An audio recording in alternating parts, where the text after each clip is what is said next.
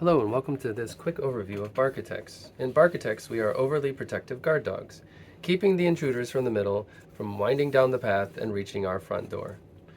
Here are some of the doggy defenses we can build throughout the game. We have the poop or the doggy landmine. This is a single use but has high value hits for 3. This is the doggy hole. This is kind of like a gold mine in the traditional sense. You build it usually somewhere down at the end of your path, and every turn that it is not interacted with, it gives you 1 extra build action. As soon as it's interacted with, the monster that interacts with it would respawn back at the beginning of the path for the next round. This is the Bark Surprise. The Bark Surprise, when played on the board, would scare the monster, let's say this was a squirrel, would scare the monster off its current path and the arrow indicated and would now be another person's problem, unless they also had a Bark Surprise that scared it into someone else's path. So where the monster starts does not mean where it will end up. This is the doggy running path, which has a bonus. If it interacts with the first, you see it has a 1 adjacent bonus. So the first one does a base damage of 1 plus 1. So it does a 2. And now that comes off the board. And when it interacts with the second, it's adjacent to 1. So it does a 2. And it interacts with this. So it does a 2. And now there's only 1 left, and it does a 1.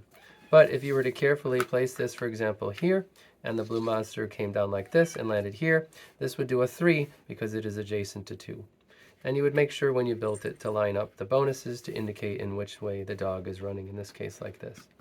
The final tile to build as a doggy defense are these garden hose and puddles.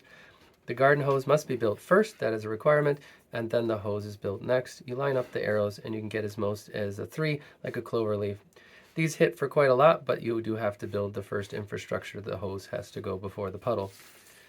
On a turn, we spawn all the monsters. So we take these 1 victory point monsters, we put them in a bag, shake it up, deal them on the board, and every player gets 2 per path. You'll notice that each path has 2 arrows because the monster can leave out of either. It's the player's choice. So if it was Red's turn, the squirrel could leave here or here, and the bunny rabbit could leave here, or both. Any combination, they get to choose the order and the path that it leaves on its spawn. So it might look something like this. On your turn, you might build some doggy defenses. Here's one doggy defense that he builds face down. Then it's the red player's turn, and he builds a doggy defense, and then it's the blue player's turn, and then it's the red player's turn. And you'll notice that the red player built on the blue path, which is totally fine. You could build on any path. There's no requirements for where you have to build. In this case, red is actually helping the blue player, but why he does that is he's hoping to steal all the victory points. So this monster has only 1 hit point, but whoever does that 1 hit point gets all the credit.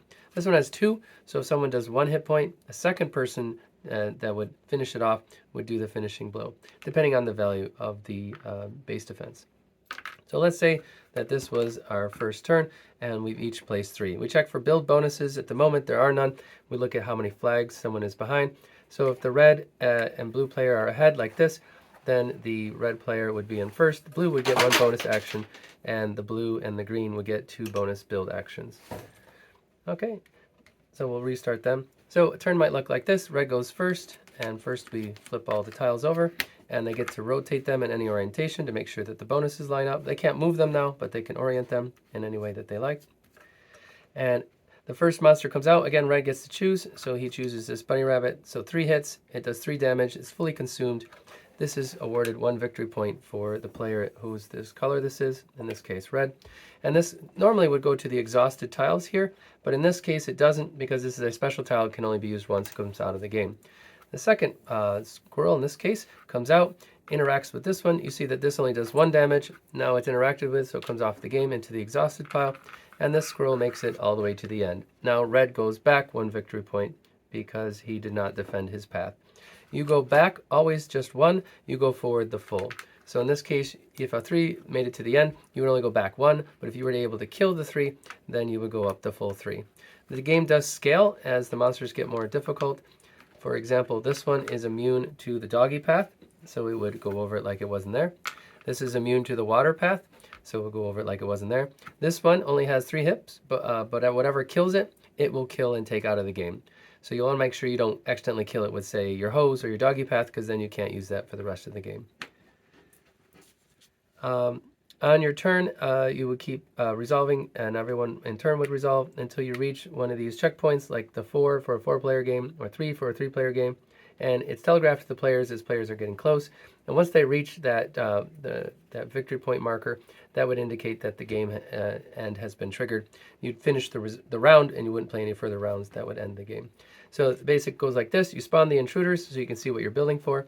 You take turns one at a time building the defenses. You resolve the intruders. Notice the intruders do not stay anywhere on the path. They go fully to the end or get fully resolved off the board. They don't hang around. You're awarded victory points as necessary. There's a little bit of cleanup in between rounds. Mostly it's just passing the start token marker, and then the next person goes. And thanks for watching.